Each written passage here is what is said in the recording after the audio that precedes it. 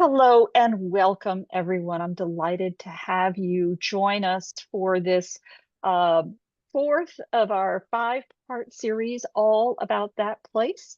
Today, I'm absolutely thrilled to welcome two native Substackers, Annette Raleigh and Annette Laing and Cynthia Raleigh, who are joining us to share insights about place and in particular how it has woven into some of their work. Annette, I came to know here on Substack as one of my buddies in the genealogy space, where she is a well-known genealogist diving into her family stories, but also a novelist and creatively telling the stories that, oh, did I say Annette? You did. Cynthia. It's okay. It's Cynthia. I'm like, no, I'm not. No, you Well, didn't. that just relaxed us all. No. Cynthia, excuse me, is very well known here in the genealogy space and also a novelist writing a wonderful creative array of stories from mystery whodunits to some of the, I think, occult would follow. You'll learn more about all of these either in her talk or certainly in our notes.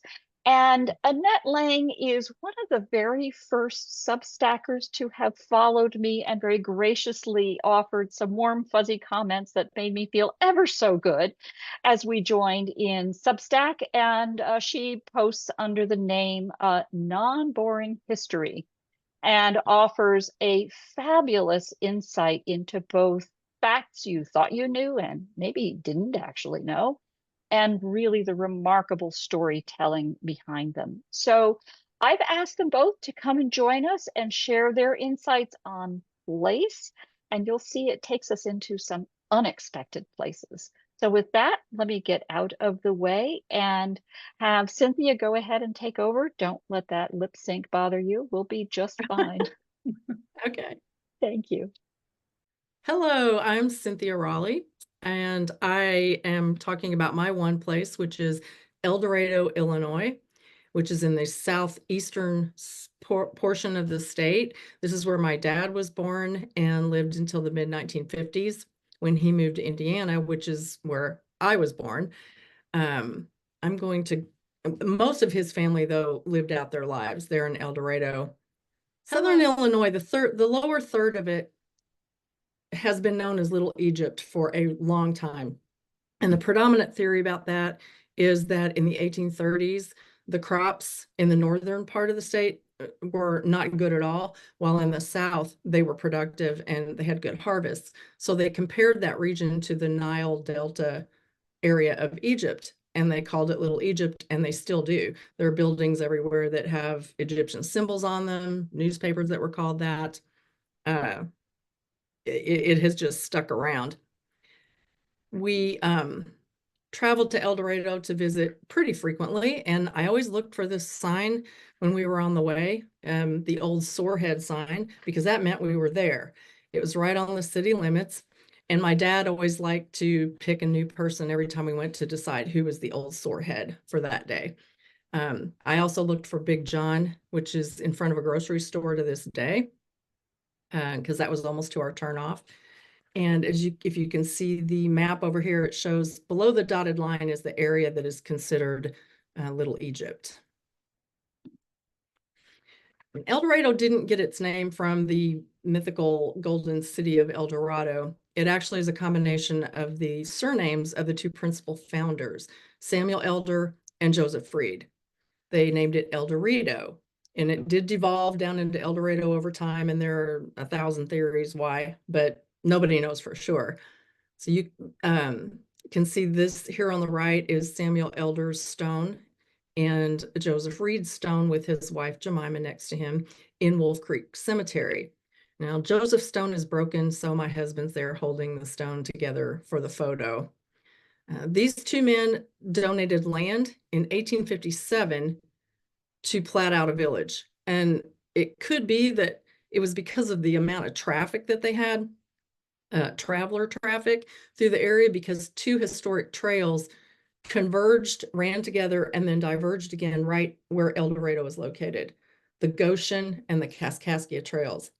And you can see the remains of the Kaskaskia Trail here in Wolf Creek Cemetery, that depression where the road runs through. That was the original trail.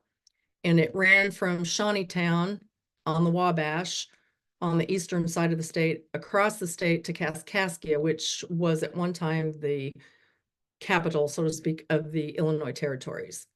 The little squares that you see along the line were blockhouses. And here's an example of one. And these were places that were meant for safety because this was a long time ago. It could be animals, and the settlers didn't always get along with the Native Americans. So these were placed along trails where people could get something to eat and stay in safety.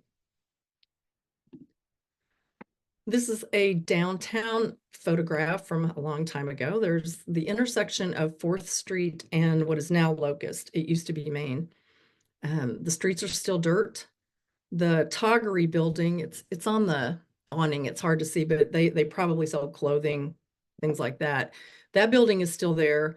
It's not in very good shape, but it is currently being restored by someone who lives in El Dorado.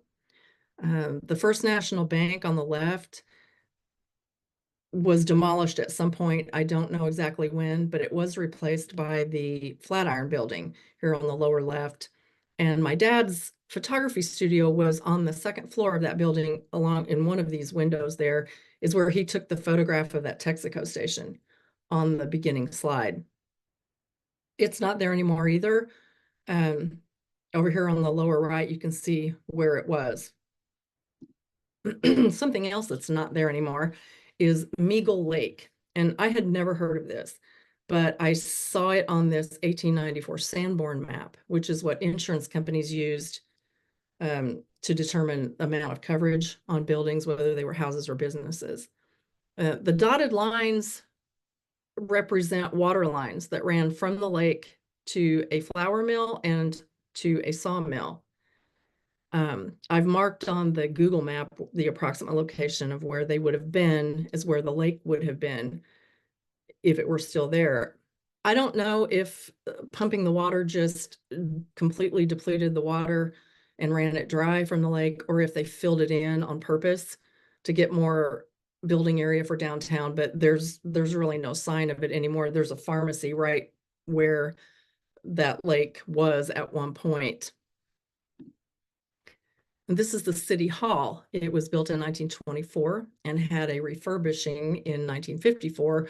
One of the most obvious things is the stairway was redone because people said it was too steep to get in, so they made it a little less steep. It was the home of the fire department, and you can see the lower left-hand side, the double doors that opened for the truck. The judicial chambers, the court system, city offices, and the jail were there. And it now houses the El Dorado Museum, which is a small museum, which has a lot of really interesting items in it. It was added to the National Register of Historic Places in 1995. Railroads were big in El Dorado by the 1890s, and you can see on the Google map picture where there was a major crossing, and the biggest railroad that went through was the Big Four, and that was Chicago, Cleveland, Cincinnati, St. Louis. And the Big Four, where the arrow's pointing to, Big Four Street is still there. And the crossing of these roads is what has caused some of the really odd shaped lots in town, throughout the town, and a lot of dead ends. We used to have to, my grandfather lived on the right side here, and we had to go back out to the highway and down and around and back into town to get to my great aunt's house because you couldn't cross the railroad tracks. There has been a depot right beneath the cross of the railroad tracks since 1894. The first depot pictured here in that location was a wooden structure, and the brick depot was built around 1925. The building at the bottom right is what is there now. I suspect that that brick depot is still inside that building, that they probably just built around it. Here on the right, that's the old platform, and you can see on the far right where the railroad tracks were. They've taken them all up and paved over them, and they're now walking paths. And it is just a coincidence that we parked our car in almost exactly the same spot as that other car in the photo. El Dorado did have a very well-managed electric train system in the early 1900s. They had industrial engines that pulled loaded coal cars from the mines out to the yard to be hooked up, and they had a passenger trolley. And that ran from El Dorado south through Harrisburg to Carrier Mills and back all day, every hour on the hour until 6 p.m., and then every 2 hours until 10 p.m. The last run of that line was in November of 1931, and this is a picture of at least one of the last groups of people that got to ride that train. Coal mining was huge. It was the main source of income for a long time in El Dorado. And there were several shaft mines that were sunk within the city limits. And the deepest one in the county was there, and it was Seagraves. This is also where my grandfather worked. The little star on the right side, the red star, I think is where the entrance was by looking at old mining maps. And it's right next to what is now Highway 45. And the little red house is, I believe, where my grandparents' house was. And this is their house in the picture. I was able to talk to a man who was their paper boy when he was a little boy, and he remembered them living on Murphy Street. So I took that picture and I drove up and down Murphy Street looking at everybody's houses, and did find one that I'm pretty sure it's a pretty good candidate for being that house. It's had a little addition on one side, but it matches it pretty well. So I think that's where they lived. The O'Gara number 12 tipple is still standing, and I took this picture in August, so that's what it looks like now. And in the round symbol, you can see what it looked like when it was in operation. Lots of tracks, other buildings, that none of that's there anymore.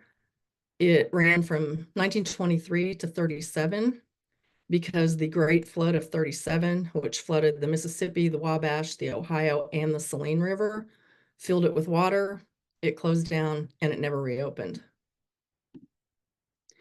Coal mining was such a big part of life in that whole region. There's a lot of artwork that reflects that, like this painting from William Schwartz.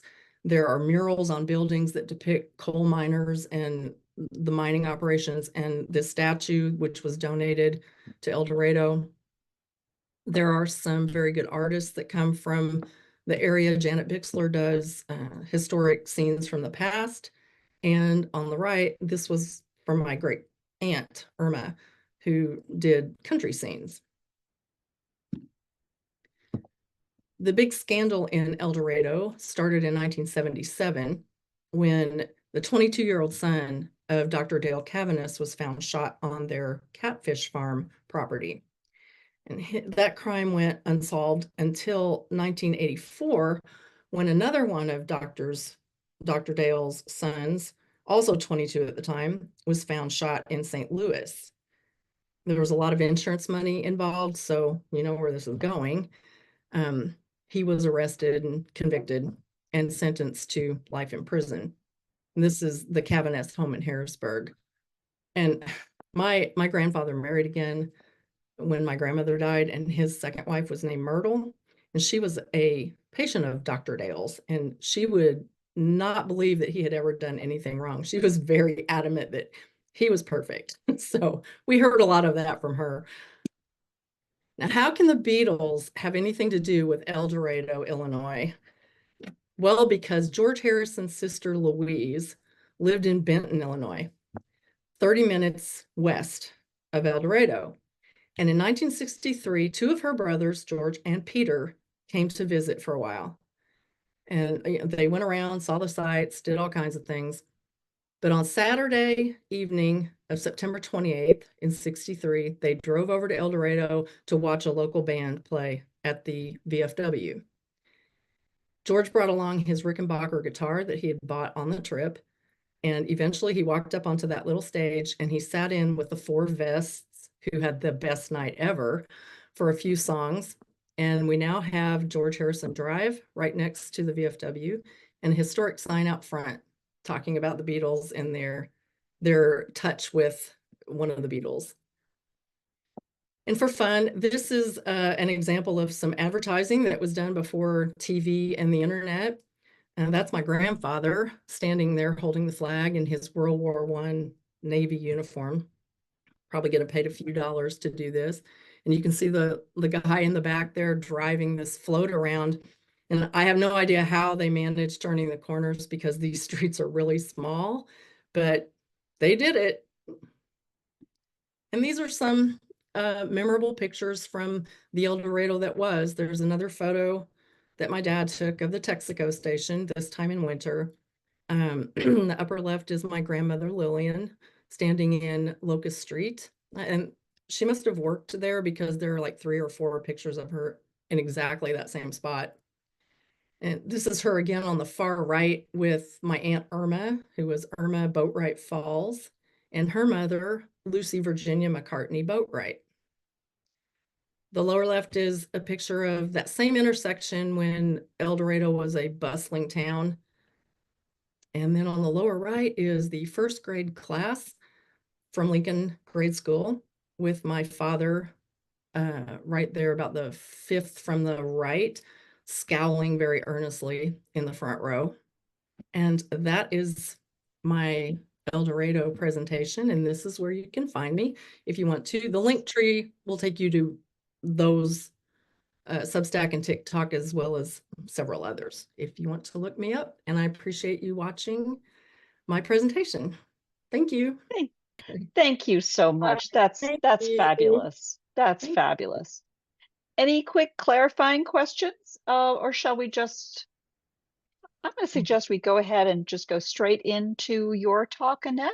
If you want to cue up your slides. I'm Annette Laing. I'm a recovering history professor. I taught at Georgia Southern University for many years before I quit, before quitting was cool, in 2008. And since then, I've been an independent public historian. That means that I work with the public. I'm the author of 4 time travel novels called the Snipesville Chronicles. I'm also the author, as Barbara kindly mentioned, of Non-Boring History on Substack, which is history for people who don't think they like history. And one of the things I do is take you to all sorts of museums in the US and Britain and occasionally elsewhere. And also I translate awful academic books like these things off to my, well, you can't quite see, I have cases full of them that are really meant for reference by professors and graduate students. Nobody actually reads most of these things cover to cover, but I do. And then I translate them into chatty posts to entertain my my audience. Sorry, this is me also looking for let's see, there we go. It's all right, that just makes me happy when I realize what I'm doing. Okay, so I called today Act Local, getting the most from local museums, and is what I should have said, because they're not all small. So I'm thinking not just necessarily of small museums, although those are a big emphasis, but museums that are about specific local areas or regions or states. A good large museum is easier to navigate, easier to get out of than a small cluttered one. A good small museum with a very specific and limited local story to tell is the best of them all. And I found that out when I took students to London and we did a museum studies course there, and their favorite museum was this tiny little place called Queen Elizabeth's Hunting Lodge on the very edge of the city. So some of you are new to thinking about what museums are, what they do, what you might get out of them. Some of you are old pros, in which case you can enjoy feeling smug about knowing half the things that I'm going to say. But what I'm trying to do here is to do a few tips on getting something out of every museum, no matter how bad it might be. So on your screen, hopefully, you see visiting the scene, Mount Airy, North Carolina. And needless to say, of course, there we go. Mount Airy, North Carolina, is a really typical town in the small town in the South. I mean, they start to all look alike. I spent 24 years living in Georgia, 15 years actually living in a small city, and they all look like this. So, one of the challenges is how do they market themselves as something distinctive? Well, Mount Airy has a very particular claim to fame, which is allegedly the model for Andy Griffith, the comedian, and his Andy Griffith show. I don't know if you guys are all here from the US. If you're not, you may be wondering, I don't quite remember that. Very, very popular program in the 1960s, still on in reruns. And it's called Maybury, the town in the show. And so Mount Airy has actually introduced shops like Snappy Lunch, which you can sort of see up there on the left. That's a cafe from the program. Well, there's now actually a Snappy Lunch in Mount Airy. And so they do tell a story. But the interesting thing about Mount Airy is that they also have a real history, and it's much less happy. This town now depends on tourism based on the Andy Griffith show. But there is a local museum, which stupidly I did not go to, because it will tell you if it's good, and I can't vouch for it, haven't been, but there is a really sad story about a local textile mill closing down. Everybody lost their jobs, and it turned out that tourism was the salvation of the place. So for you might be coming to this town because you had a relative worked in the textile mill. So I'm glad to say, it does have a local museum. But wherever you go, you're going to have to get oriented. You have to find your way. You don't know if this is a place that can really help you. You don't know if you care all that much. So I think be open to reading, seeing, and most of all hearing, especially in a small community, what local people can tell you, because you end up doing a little bit of history yourself, and always chatting with the people who work in the cafe or the guy in the visitor center, or just random people who are willing to chat. So one question that I ask is, one second, alternating between two monitors, you bet I won't be doing that again, is why museums for family history? Well, the more you know about the context around your family, the more the family history will make sense.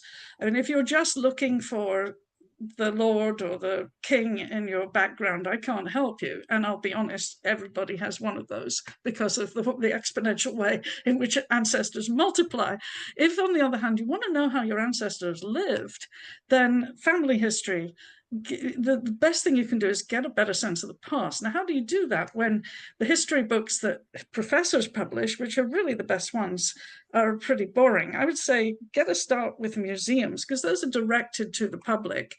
But museums come, as we shall see, in all different kinds. So one question that you won't know the answer to is what am I walking into here?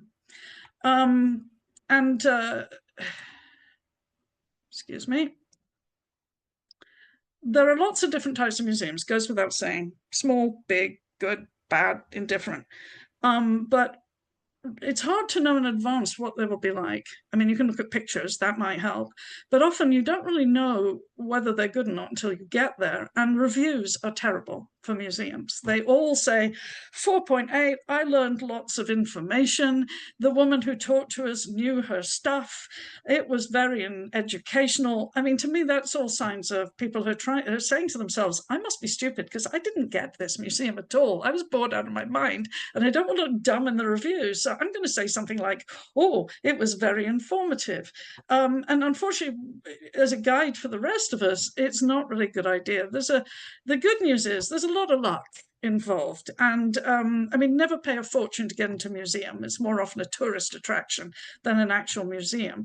But even a museum like one of the Smithsonian museums in Washington, D.C., which is the national museums, they vary a lot in quality. I'm not a big fan, I have to say, of most of them. The Museum of American History is really more about stuff we remember that we saw on TV. There's a lot of that. It's like the nation's attic, but it doesn't tell very good stories. But I think knowing why museums began is helpful. And museums began as what's called cabinets of curiosities. So you'd be a rich guy you'd done some travel maybe, or you were just a bit of a nerd and you collected stuff like fossils and stuffed birds and, you know, all manner of just random but interesting things. And you would get a cabinet made with a glass top, perhaps, and you would put your stuff in this cabinet. And as your collection multiplied, depending on your income, you collected more and more stuff, and you would let your friends see it. That's all. You would not invite the public in most cases. But then a collector by the name of Hans Sloane, in his will, provided for his whole and huge collection of stuff to be donated to the British nation. And the British Parliament weren't sure they wanted it. What are we going to do with all this? It's so what do we do with it? But of course, a lot of it was fun stuff. So they built this massive building that you see in the background, and Hans Sloane's collection became the basis of the first true museum in Britain, perhaps in the world, and that was the British Museum, open to the public. And it was, from the beginning, a giant cabinet of curiosities. So if you look on the left here, if I can just open up this picture on that screen, that would be wise, so you can see it too. The British Museum on the left, you can see people going up the stairwell, still there, and giraffes on the top. Here's some giraffes. That's cool. You've never seen a giraffe. And you can imagine the appeal in the middle of the 19th century, for example, as we're seeing here, to seeing a giraffe at a time when there aren't, you know, when zoos are just getting started and whatnot. Now, the collections do get refined a bit. They build a separate building for the stuffed animals. That's the Natural History Museum. And they begin to sort of organize things more carefully. But as you see on the right, well, into the 20th century, I should be honest, somewhat to some extent to the 21st century, it's still a giant cabinet of curiosities. I mean, how many of these knives can you look at before you start to get really, really bored? I asked my students in 2007 we stood in the entry at the British Museum, and I said, right, you've got 15 minutes. I want you to come back and tell me what this museum is about, and the best story wins. Go. I said, but don't cheat and look at brochures. Just go out and come back. And the winner was the kid who said, everything. I said, pretty much. And that's the problem. This may not be a really good museum for you. The largest of museums can be overwhelming. They can cover a lot of different subjects. So when you're doing family history, then, you know, you're going to end up probably in what anything's a smaller museum than the British Museum. It's like, I don't remember, a mile, 2 miles of hallways. It's insane. But the places that you're going to end up are going to be more specific. So this is, by the way, a place I'm going to talk about a little bit later. But for now, this is a giant cabinet of curiosities. I'm not kidding. The man who built this, who was a highly overpaid British bishop, built this building, the center part, exclusively for his collections. If you can imagine such a thing. And it's absolutely massive. So, just a minute. So all the stuff was later removed by the family, and we're going to see how the National Trust, which is a national organization in the UK that has custody of many buildings like this, was able to interpret it despite the fact that the family went off with all the furniture. So.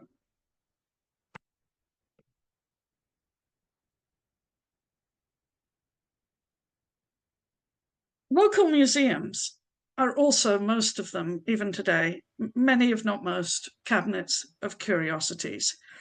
There's a lot of reasons for this. We could say it's money, and it often is, but I also have had chats with frustrated museum professionals who have offered their services free to try to maybe make it a little less cluttered and really give you a better idea of how this is different from any other small town.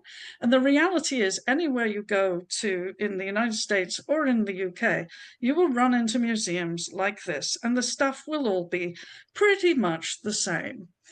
Everybody has piles of agriculture equipment. Everybody has piles of furniture.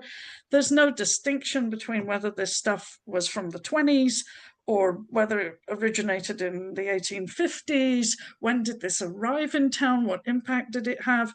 None of that. And this is, run by passionate, not to pick on the Peshtigo Historical Society, they're all like this, passionate volunteers who don't realize that in every other town in America, I can find a place like this.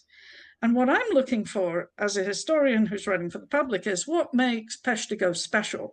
And fortunately, in this case, the answer is they had an enormous forest fire in 1871 that wiped the town out on the same day as the famous Chicago fire. The Chicago fire killed 300 people. The Peshtigo fire, we have no idea, but up to and more than 2,000, 2,500 people. No one will ever really know. They're still finding the mass graves. So what you're kind of wanting to know is more about Peshtigo, and if you had an ancestor who was killed in the Peshtigo fire or involved in the Peshtigo fire, then you want to know about them. So the reason these sort of happen is because nobody likes to say no to donors.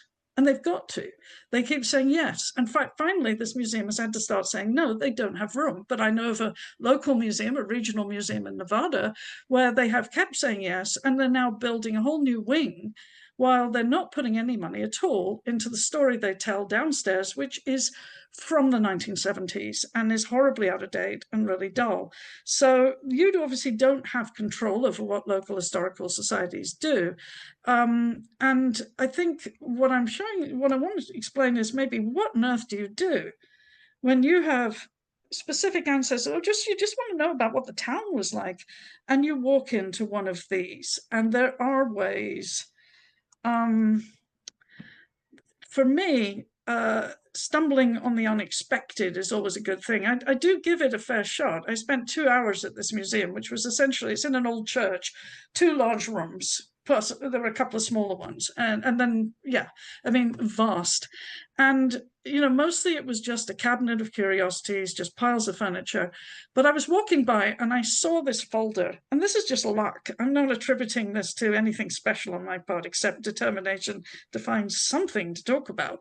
And so I opened up this folder, and what I found was that a local person had gone through and recorded all of the families they could find out about, using a lot of oral history and family tradition to talk about what became of these people. And some of them are extremely harrowing, I warn you now.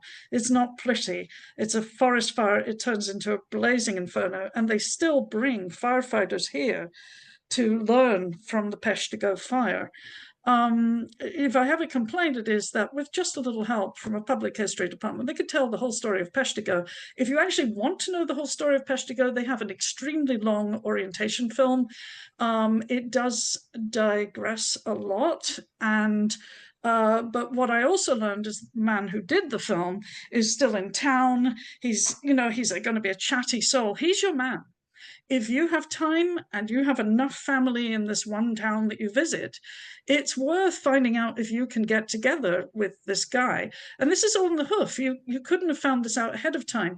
You find it out by talking to the people who work in the museum. And even if they don't know much themselves, they probably know who does. And those are the people you want. Now, this is the 2 main kinds of museums. Some fall in between. Most historic house museums, known in the UK as stately homes, are pretty much, let's go look at all the furniture the rich people had, and then let's go have a cup of tea. And there's no kind of story, although that's getting better. I must say, that is getting better, and there are more efforts to give you a story, not just a look at the furniture. And the real problem is trying to tempt people away from just looking at the furniture. But it's worth the effort because they often have terrific stories to tell. So the stars of cabinet museums, and I'm not being fair because this scene is from Beamish, which isn't not really a cabinet of curiosity. It's an open air museum. It's like an entire series of towns, if you like. It's one town plus a farm from the early 19th century. This is interpreted here as being from the early 20th century. And these are professional interpreters, but they certainly will know their little piece of Beamish very, very well. Don't be shy when you go to museums. This is, I guess, my biggest piece of advice is I learn much more, and I have a much better time when I talk to people. Doesn't work in every museum. Some of the more professional ones, as we'll see, the story is actually right there for you. And in fact, the people who are there may not actually know it that well. And so that brings me to the second major kind of museum that I want to talk about, if we are good for time. So far, so good. And that is storytelling museums. And the public doesn't always know what to make of these because we're so accustomed to go looking at stuff. But I want you to get into the habit of mind of thinking, I'm not coming for stuff, I'm coming for stories. And even if my family isn't mentioned once, can I find out more about their lives? And this is a particularly good storytelling museum example. In case you're wondering, I'm based in the United States. I'm here in Madison, Wisconsin, but I do visit the UK and I do pull examples from there too. And it's an unfortunate coincidence that today I managed to pull a lot of British ones. So this is the Fairfax House in York, England. And normally it's just a cabinet of curiosities. It was founded from the collection of a wealthy local businessman, a chocolate manufacturer, as it happens. And so normally they just present this 18th century house as, you know, here's the furniture, and the guides will talk about the furniture. I mean, personally, I get bored rigid hearing about furniture. I want to know about people. The reason I went to the Fairfax House is they were trying something a bit different. So it wasn't a permanent exhibition, but it was about a woman called Anne Fairfax who had lived in this house and who was very wealthy. She inherited her father's entire estate, including this house and all of its contents, in the 18th century. And then, Fum Pow, everyone wants a piece of it. And because she's a woman and a single woman, they think that they can manipulate her. People are trying to fight over, oh, you can't do this by yourself, Anne, you poor thing. We have to help you. You have to have a board of governors who you just know are going to soak her dry if they get their hands on the property. And that, I mean, that's, you know, we live in an age of grifterism everywhere. We see it everywhere. Well, it's happening in the 18th century. So you have to figure out, there's a little bit of, you have to figure it out, which I think is optimistic, honestly, because the public has never been here before. They're trying to get oriented and you want them to think. But the parts that really did work well was they do make it very clear in videos who are the good guys and who are the bad guys. So the Father Anselm Bolton is Anne Fairfax's spiritual advisor, mentor, and actually a good man, and is on her side and ends up being prosecuted because they're trying to get, the bad guys are trying to get rid of him. There are clues all over the place, but perhaps the most striking room for me is the one I'm going to show you now, because I walked into it and I felt like I'd been punched in the gut. And that's the point, is this is very artsy, okay? So what they're doing, though, is really clever. They're looking at the words that Anne would have heard herself being used to describe herself, even by her own servants. That these words, there was a gossip attempt to destroy her reputation. I just read another book about something similar happening to a woman in America in the early 19th century. And so, you know, people are using words like childless, barren, because she's single, she doesn't have kids, incompetent, hysterical, melancholic, meaning a depressive, weak, lunatic, all these awful words. And they're not just on the book that lies open, they're on everything. They're on the floor, they're on the walls, they're on the cookies on the tea table. And I have to admit, I mean, you know, I was bullied in my job, like many women. This hit me really hard to look at this.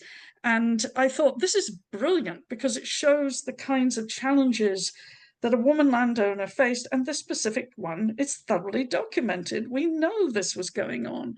And what a fascinating story. Without it, it's just another house full of old furniture. What was interesting was, in this case, the guide who greeted us knew the story extremely well and was incredibly helpful in getting us started. But the room guides were volunteers. If they see this, tough guys, I'm sorry, you did not do a good job. You clearly resented having to tell what you thought was some wokey story. And the truth is, there's nothing remarkable about this house. What draws people is they're in York and it's there.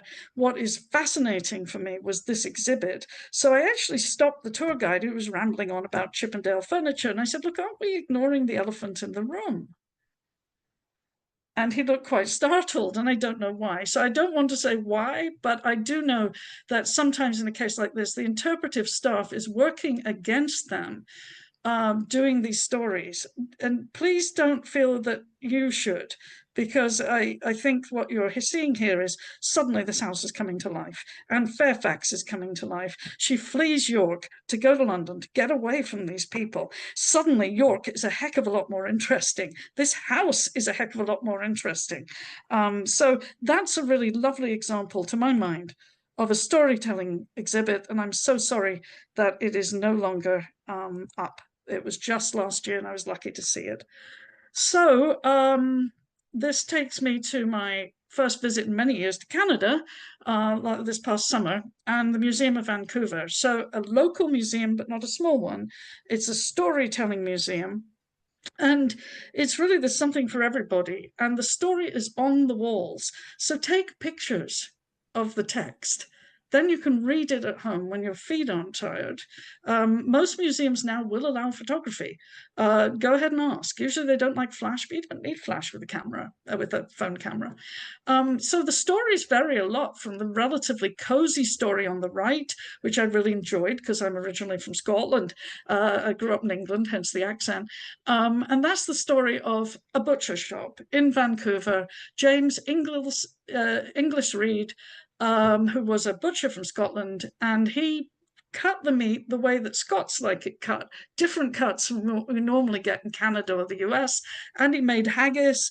And so, of course, lots of Scots would come to a shop and they'd start talking to each other, and it becomes a centre of the Scottish immigrant community in this city. So it's a lovely story, but there's, another side to all of this, which is everybody isn't getting along in a big city characterized by immigration. So there are many, many, many Chinese Canadians in Vancouver, Japanese Canadians in Vancouver. My husband is Asian American, and so this was incredibly interesting to me. I didn't know that there was a Japanese Canadian internment, just like in the United States during World War II. But it's mostly really about the local community. It's about how people clash.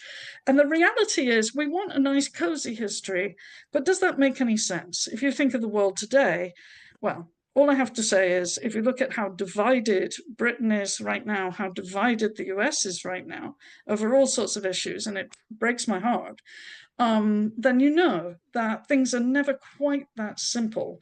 And so this is a really great example of a major storytelling museum, and there are others. Finding them, that's the trick. I don't always know until I get to a place what, in fact, they have on offer. So the Agua Caliente Museum, my knowledge of American Indian history is not even that great for my period, which is early America, because when I was in grad school, a lot of it was just starting to really be written by academic historians. But I decided I heard good things about the Agua Caliente Museum, which is for the Agua Caliente Indians, and it's okay to say Indians, by the way. I know everybody thinks it's not now, but it really is. I had to listen to a Cherokee archaeologist explain this to me, and a whole audience of historians for an hour to persuade us it was okay to say Indians. But basically, the Agua Caliente people are a band, a subdivision of Cahuilla Indians in the Southern California desert. Really tough place to live. And this is a wow, beautiful museum. It's a storytelling museum, so they have artifacts, they have things to look at, but it's mostly about the stories. And it takes time to figure out, what am I even looking at here? So read labels, ask questions. Don't think you're going to get out in half an hour. If you have Agua Caliente ancestors or a particular reason to be in this museum, then keep reading, because it's just an extraordinary place with extraordinary stories. There's a steep learning curve when a subject is new to you. It certainly was for me.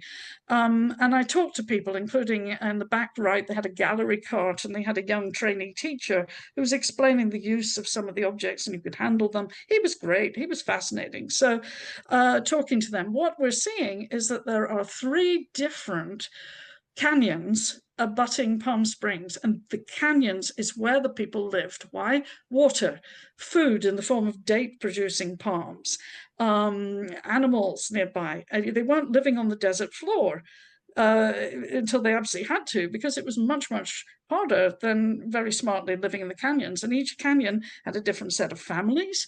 Each canyon had a different little bit of a culture.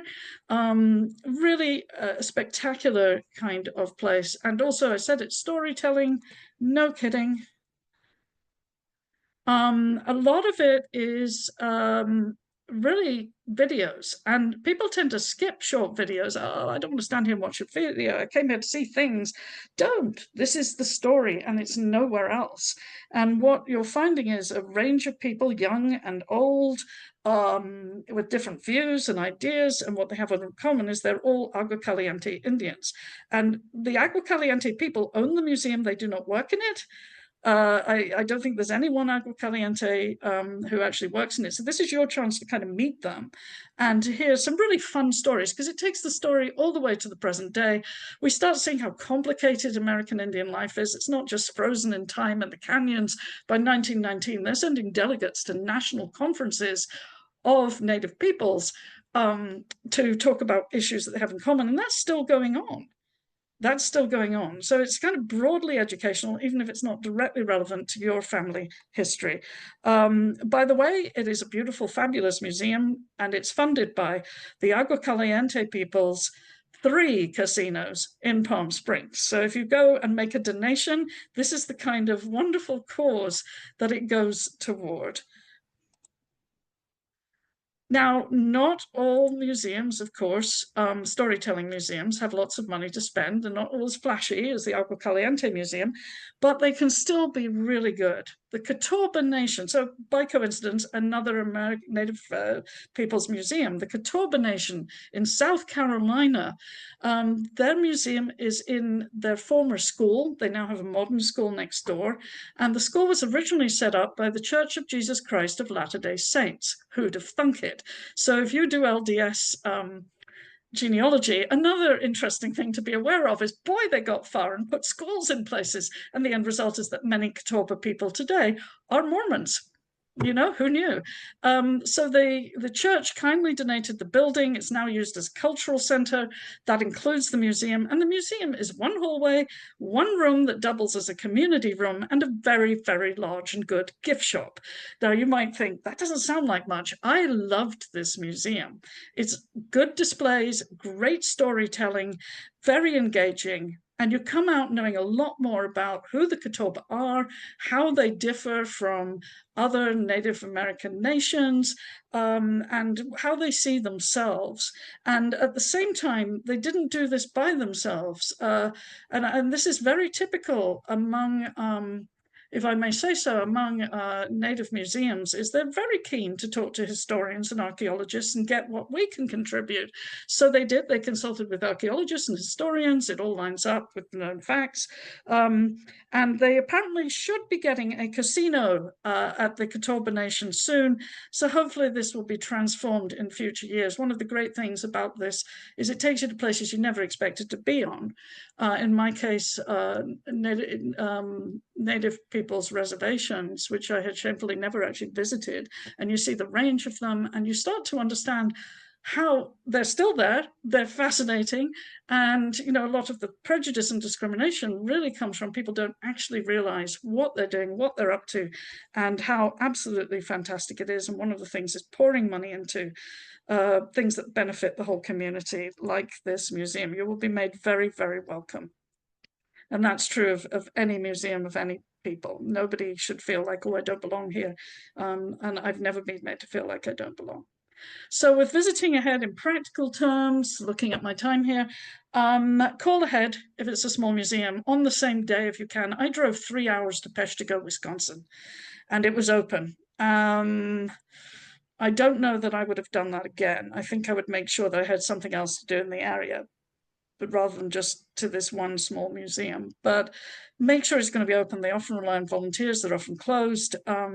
And sometimes sheer happenstance, I'll be standing outside a closed museum going, when somebody will walk by and say, do you want to see it? I can get the key. Yeah, it doesn't hurt to talk to people. Plan ahead best you can. That includes, for example, how you're going to feed yourself. I've been to a huge city museum that didn't have a cafe. It didn't have anything to eat or drink, and we were going to have to go out, find somewhere, come back, and I knew by that point I was going to be exhausted and not want to do any more. So they seem obvious, but it's just that I think it's good if you can plan to plan, but at the same time be open to the unexpected, that it may not be as good as you thought it was going to be. It may be amazing. You just don't know, and it may be that you'll stumble over something like that folder in the Peshtigo Museum that you really didn't expect. The photograph, by the way, is from the Atlanta History Center, which is huge and not great. They're not going to like me saying that, but it's very hit and miss what they cover. They're still scrambling to try to do a better job on African Americans, who are the majority in the city of Atlanta. But this is out in the suburbs. You've got big donors. There's all sorts of considerations. What they did do was inherit the cyclorama, which is a massive, huge Victorian attraction, a giant painting in the round, just massive. And they acquired it from the city of Atlanta. If you had a relative who worked on this, I have news for you. That is a massive exhibit. That's only a tiny part you're seeing. You can tour the cyclorama. There's an orientation. There's a vast hall full of exhibits of the history of the cyclorama. In the end, I finally burnt out, and I normally don't. I'm the last person to leave. So, but nonetheless, you don't always know what you're going to get, and so do allow as much time as you can if it's a place that's important to you. And that's the other thing. Don't feel that you have to tour a place and somehow you're unworthy or not clever and you don't get it. If it's not working for you, just don't, as long as you haven't paid too much money to get in. By the way, the Atlanta one, it's more than $20 now. Yikes. So, getting oriented, as we say in the US, or orientated, as people say in the UK, is really one of my biggest messages. Most people will walk into a museum, they'll be asked, do you want to see the film? I'll switch it on for you. And 95% of them will say, no, that's fine, I'm good.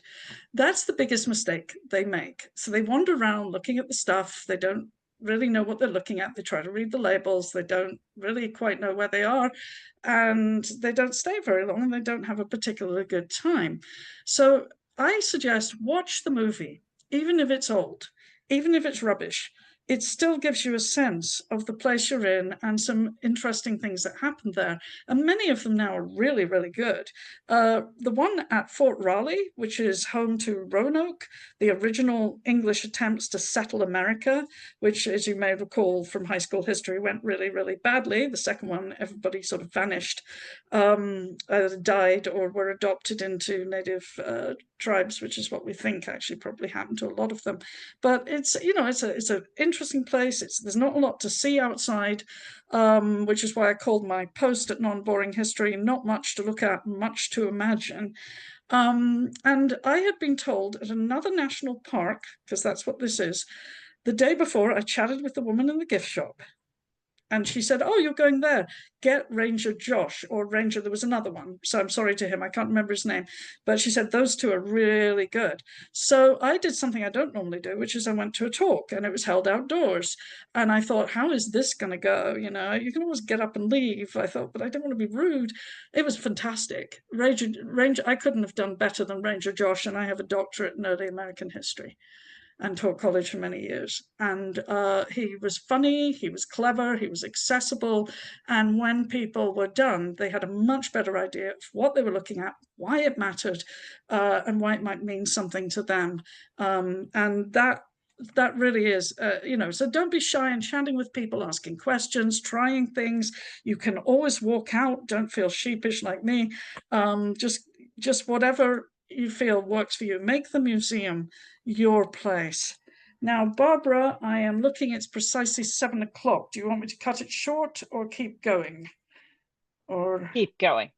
keep I'll going? take All care. right. I'll do a little magic in post for the little attempts. It's no worries. Well, Keep going. that's always a good thing. Thank you. So I will back up here. Sorry, guys, if I can. There we go. Though we might take this opportunity to pause and see if anyone has any questions or clarifications. Okay, and I know all of you are here on real time, so okay, go ahead, please. Okay. The problem with archives is that they don't tell you much about the lived experiences of people. They can, I mean, it depends on the records you're using. If you fall into the wonderful thing of your ancestor left a collection of letters and it's in an archive, that's a gold mine. I mean, it'll be confusing. They won't talk about the things you want them to. But that's as good as it gets. If more typically all you have is names and dates, then figuring out if your ancestor was, let's say, a servant, it's kind of fun to go to a museum that addresses what life was like for servants in that particular time. So what I'm suggesting is you find a museum that doesn't just interpret the servant experience, but at the time that your ancestor was alive, or as close to it as you can, because each museum, a good museum, will actually be very specific about the year or the years that they are showing you. And also the kind of establishment that your ancestor was a servant in. And I bring up servants because in the UK, most of us have servants in the background. I certainly do. My last one was my great-great-grandmother or my grandmother, if you count nannies, because she was one. So it's really, if you can find a museum that specifically addresses the place where your ancestor worked, hooray. If you can't, then as close as you can get. So we're back at Ickworth, and basically because the family who lived there took off with all the furniture, they decided to do something that the National Trust decided to do something a little bit different. So what they do is, instead of going into the grand collection of stuff in the middle and that round thing, you go into one of the side wings and you go downstairs and you explore the massive and amazing servant quarters. And on the right, you can see just one example from there of a servants' hall. And a place like Ickworth is like Downton Abbey. I mean, they have a whole army of people, in fact, probably more than they had at Downton Abbey. And so that's a very different experience. And they show you where this person, a maid would have slept or a butler would have slept, and the hierarchy. And there's labels to read that explain the story of this particular place. They have quotes from people who in the 20th century served as servants here. So it's a really massive draw, and not perhaps what everybody's expecting when they go to Ickworth. If your servant ancestor worked for what's called a middle class or upper middle class home, this is what that looks like in Britain in the mid-19th century. Very few people were middle class. Today, we would think of them as quite wealthy. Most people were poor. Most of your ancestors likely were poor. That was just how it was. So if you were one of Elizabeth Gaskell's descendants, congratulations. She was a famous British writer. Despite being a woman, her books got published. Her editor was Charles Dickens, and her books are absolutely amazing. If you want to know about the social history of the 19th century, then her books are the books to go to if you want to read a fictional account. Amazing. So she had servants. She had kids underfoot, and the servants are not shown in the servants' quarters. That's the cafe, but their stories are throughout the house, and particularly her lady's maid who traveled with her everywhere. So that's in Manchester, England. Factory workers. Now, if you're in the US, you might be thinking, boy, Laing, all your examples are coming from the UK. I'm sorry, guys, I wasn't sure how many Brits will be watching this, so I tried to mix it up a bit. If you're in the US, for example, factory museums are more and more a thing. If you go to the Lowell Mills, one of the original factories owned by the National Park Service in Massachusetts, they have the machinery going. They'll give you headphones so you won't go deaf. I wanted to hear what it sounded like because my great-grandmother was a weaver, and she and all her sisters went deaf. I knew her. She died when I was 27. And so I wanted to know, how loud was this? Oh, wow. Yeah, I mean, my ears were ringing when I came out. I probably did some permanent damage to my hearing on that day. They aren't kidding about the headphones, but what better way to get close to them? My grandmother, all of my family worked in factories in Dundee, and one of the smaller factories, they made carpet backing, sacking, really tedious stuff called jute. All of these factories now were much, much bigger than this one. This is one of the originals. So it's an imperfect museum, but it's got really good points. So this is a good example of, well, what do I want to see? What do I want to know about? And the first time I went to it, I just went and looked at everything. The second time, I sort of sped through some things. So on the left, they have an example, not a typical example, but from late in the jute period, in the 1970s or 60s, an example of every kind of machine used on the factory floor, and the very nice volunteer there will switch it on so you can hear the sound, so you can see how it worked, and he'll show you how it worked, or she will show you how it worked. I have a limited interest in machines. I don't know about you, but there's only so many of those I can look at. So I wanted to know more about the people. I was very fortunate that I stumbled into these ladies there, and one of them on the left is a volunteer, but the woman on the right was a jute weaver. She'll be one of the very last left. And so if you had questions, there is a living person who could actually talk to you. So ask when you go into a workplace museum, is there anybody who volunteers or works here who actually worked in this place? And the answer is often yes. If you go to the big pit, which is literally a coal mine in Wales that you go down in a cage with a helmet and breathing apparatus, it's a museum now, then your guide will be a former coal miner who worked in that place. And that's a really good chance to sort of pick their brains and make a connection. And if your family worked in a factory, it doesn't mean that they necessarily worked on the factory floor. And I had an ancestor who did not. He was in the front office. So one of the things that a museum might show you is how people worked. And they'll do this like dramatized audio scenes. Listen carefully, because what you're learning is that women were now coming in at the turn of the century with their typewriters, replacing the male clerks in American English who did everything by hand, handwritten, and you can see the friction between them. It's wonderfully displayed, and the clerks were very proud of the fact that they stood up while the women sat down. But we all know that the future of the front office was with the women and their typewriters, eventually computers. You might, if you're not careful, miss the best part of this museum, because by the time you've been through the factory floor and all of this, you're like, I'm tired, I'm done, I'll go have tea in the cafe and go, and miss the fact that the best part of this museum is upstairs. And that's why orientation matters. Have a map if they don't have a film. Sorry, it's a terrible picture on the left, but that is typical working class housing in Dundee until now. Okay, until very, very recently. There are still people, they've been modernized, but these tenement apartments, the center pillar here housed toilets that were used communally by all the people living in the flats around, and they hung their washing out to dry over this. And not only, this is incredibly familiar to me, not only do I remember this in Dundee, but in fact, my first home was a tenement flat. I know I sound posh, I'm not. I'm from a tenement in Dundee. We had our own toilet. My mother thought that was absolutely wonderful. We didn't have to share. On the right, talk about lived experience. This is how poor people were. Babies were fed something called bread meat. It is nothing of the kind.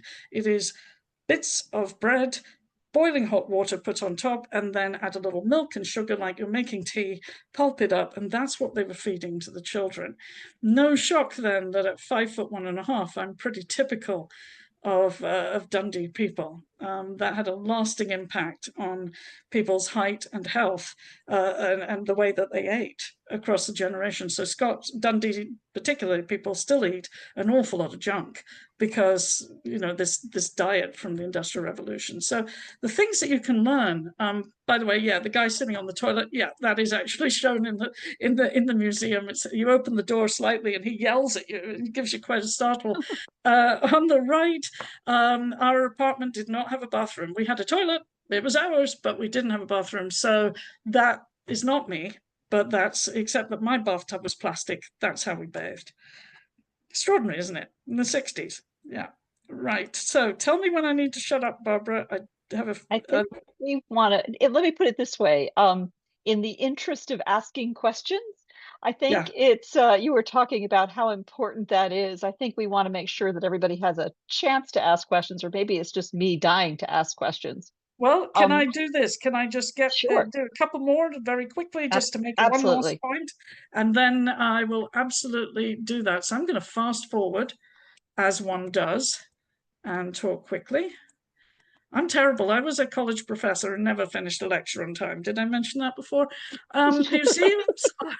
Museums are everywhere. We wanted to see the Meskwaki Nation Museum, and this is in Iowa. Okay, so we tend to think of American Indians, oh, they're in the West. No, no, they're everywhere.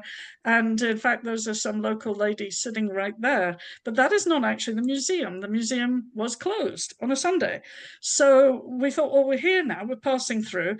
And we went into the convenience store, and lo and behold, there's a historic exhibit in the hallway next to the restroom. So I took some pictures of that. I take lots of pictures. And then we went to the casino and said, do you guys, I just asked the security officer, do you guys have any historical exhibits in the casino? Because a lot of casinos do. And sure enough, they had two of them, one about veterans and one more generally right there. So, you know, there are museums in supermarkets, there are museums pretty much anywhere that you could imagine. One of my favorite is over a freeway on the I-80 in Kearney, Nebraska. I never managed to get to it for years, finally got to it, was expecting a tourist trap. It was fabulous. Huge and amazing displays, audio tour, lots of labels, just really helpful. And it also covers other kinds of transportation across the Midwest and to the West, including freeways, you know, and the original Lincoln roads and whatnot. And then you can stand and look down and figure out who's speeding using their handy radar device. So, the only other thing I just want to point out, the Harriet Tubman Underground Railroad National Historic Site, the one in Maryland, she has two. There's also, not run by the National Park Service, but they certainly will know about it, there's an app that will take you up to 200 miles north, going to the places that Harriet Tubman went. It has amazing virtual reality editions. If that doesn't sound great, trust me, it really is. I'm not much of one for lots of technology, but this was astonishing. And it took us to some of the most beautiful places we would otherwise have missed, places where Harriet Tubman led enslaved people out of the South, places where she grew up. It was very moving. It was extremely well done. And that is a museum in an app. So they're everywhere. Now that I've said that, you'll see them everywhere too. And thank you all for bearing with me. My name is Annette Laing. I am the author of Non-Boring History and of the Snipesville Chronicles series.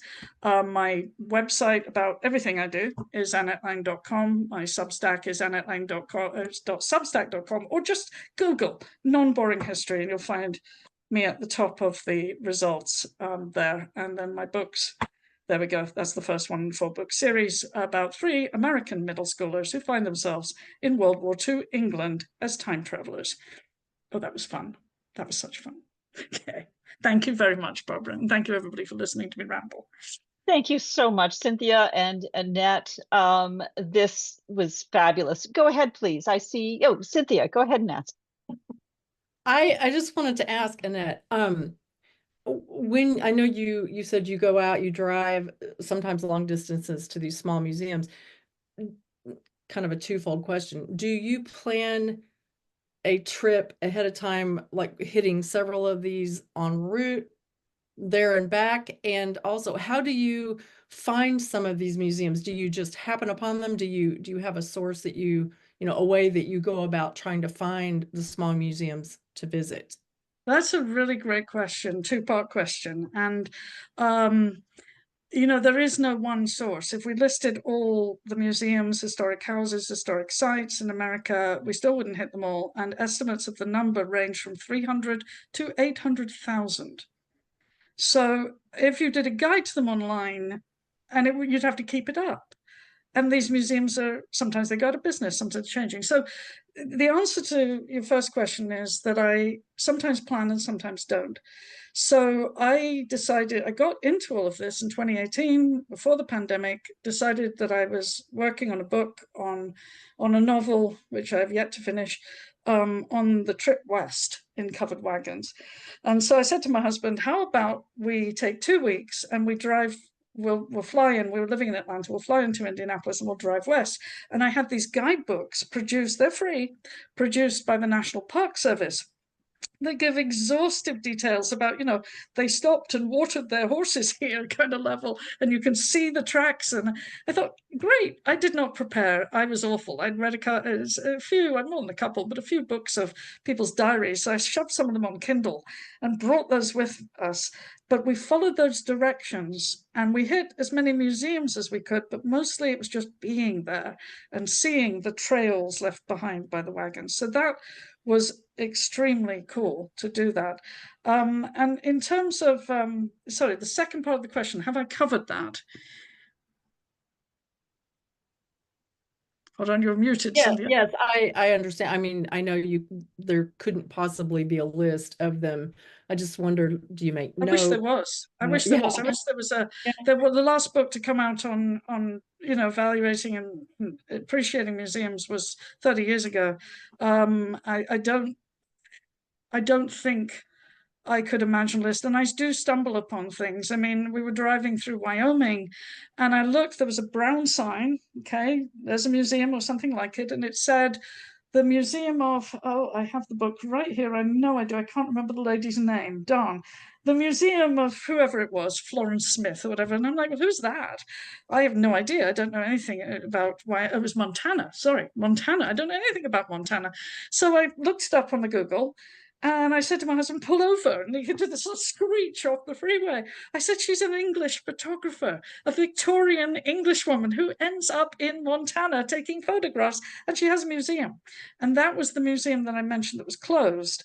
And then some guy saw us looking in the window and said, oh, I work at the local museum, which was a cabinet of curiosities. And can I let you in? He just let us in to look around ourselves. It was an amazing experience.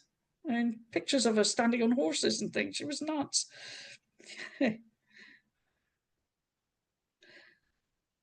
I just love those stories. And what I find myself specifically in the context of this whole all about that place family history context is realizing how all of us looking at the stuff we've inherited, or those of you, not me, unfortunately, but those of you who've had the chance to live where your ancestors lived, you, Cynthia, to live where your ancestors lived, to trod on the land that they lived in, to be able to explore those places.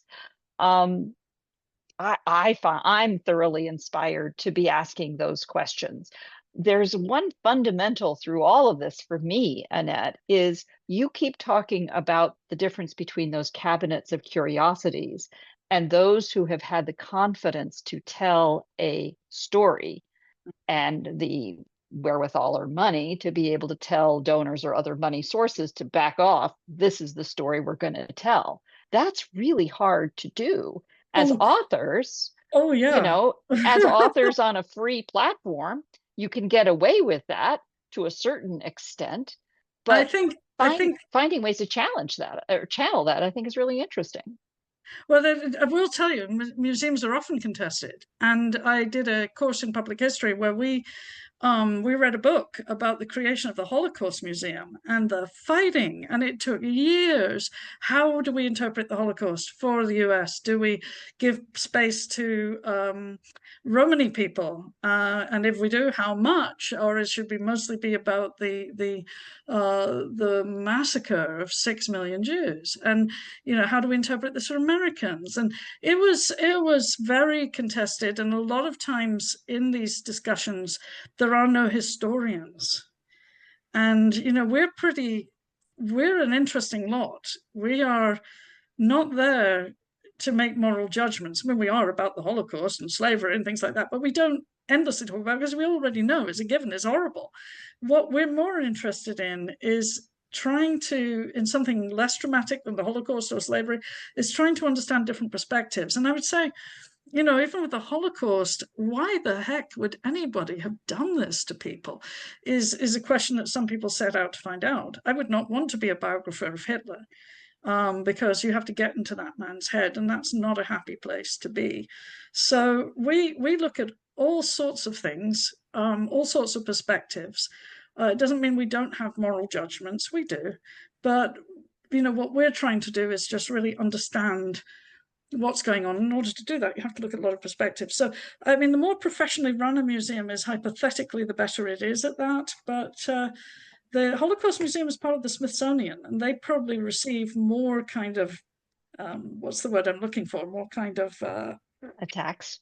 well, yeah, pretty much. I mean, like more sort of sorry, the word escapes me, but more people, more people are kind of looking at them more closely. Thank you. Yes, more attention to what they're doing. Whereas, there are some museums like the Ralph Mark Gilbert Museum of Civil Rights in Savannah, Georgia, for years stagnated. It was put together professionally by historians, and then it wasn't well managed. Now it is well managed, and they have done it up. And once again, it's a really terrific museum. But they won't always tell you all stories. That's where books come in. If you really want to know something, your academic books are where it's at, and a very small part of a very large library. And remember, you're not trying to enjoy them like novels. You're trying to get information. The index is your friend. I tend to think that in today's modern age, and where those of us in families are not necessarily trying to build an interpretive museum of our artifacts, digitization of the materials, of the books, the documents, the materials, creates a way to be able to have that digital cabinet of curiosities and hopefully some kind of an archival, structured, cataloged way. Well, for archives, yeah, I mean, it's and then pull out the story, and then tell a story which might be your interpretation today, but have the record so somebody else can come along and have other interpretations later. Yeah, no, absolutely. You can only do so much, and in academic history, everything has to be subject to peer review, which means everything from 3 people who decide whether to publish your article or whether you should be sent away and make it better, who are experts in the field that the article is written, or we're talking about a whole class of graduate students picking apart your argument and perhaps coming up with an alternative to it, which is why it's always changing. These are things that, if you're a popular historian, like you write a book about a big fire or a flood, or, you're just trying to sell copies on Amazon, you don't have to worry about what other historians think. So you can write something incredibly entertaining, but maybe not as enlightening in terms of what it all means. You have something like the new book about Emmett Till, The Barn, which is he's a storyteller. Right. Yeah, right. But there are also more and more historians, I do have to say, who are trying really hard to also reach a popular audience. And I just talked about and interviewed Christine Harman, who is just at the top of the profession, a really, really famous among us historian. But her last book, Doomed Romance, was aimed at the public, and she's a wonderful writer. And the more that we can get back to that, the better. To really, and that's what non-boring history is, guys. I mean, I don't mean to just plug my Substack here, but that's what I'm trying to do, is to make this as accessible as possible, to make it actually kind of funny and chatty, but to retell those stories. I'll never ever run out of material. It's just not happening. It's just not happening. There's so much. I have a personal collection of perhaps a couple of thousand books, and that's nothing. It's a drop in the bucket of what's out there. But it can tell you things that, popular histories tend to hit the same subjects again and again and again and again, stuff you remember from high school, because that's going to resonate with you. Whereas we're covering things like what it was like to live in your county in 1670 or something, if it existed. Yeah. Right. Well, maybe that never ending is a good place to close. Otherwise, I never will. I never will. So thank I you. want to very thank you much. both. Both, I will add, and I didn't really make a fuss about this at the beginning, but both published authors with your novels as well, as new ways to tell these stories. I have notes for all of these in the that will come out with the show notes that will be distributed together with the recording. Let Yeah. me pause the recording and thank everyone for watching this program, and stay tuned for all of the rest of the episodes over at projectkin.org/capital AATP 24.